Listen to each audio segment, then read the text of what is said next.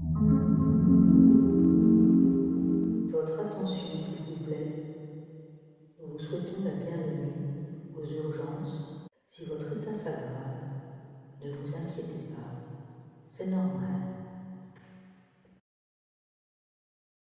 Donc au début de la maladie, je dirais que des symptômes assez basiques, un petit état grippal, donc pas d'inquiétude. Et puis aux environs du mercredi soir, jeudi, là j'ai vu mon état en fait qui commençait à se dégrader, une fatigue qui devenait de plus en plus intense, la respiration qui commençait à devenir de plus en plus difficile. Donc là on a d'abord appelé une première fois SOS médecin, mais ça a continué à se dégrader, j'ai commencé à avoir des crépitements. Du coup on a décidé de rappeler le 15.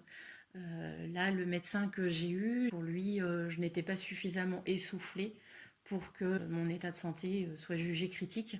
D'heure en heure, moi, enfin, je constatais, hein, j'avais beaucoup de difficultés, je pouvais pas rester debout longtemps, j'étais toujours alitée, même m'alimenter, c'était un exercice extrêmement compliqué. Et du coup, le samedi, je me suis présentée avec mon mari aux urgences. Là, une infirmière du SMUR donc s'est présentée. Donc je suis restée dans le hall et elle a donc pris ma saturation au niveau de la salle d'attente devant tout le monde à côté du guichet d'accueil.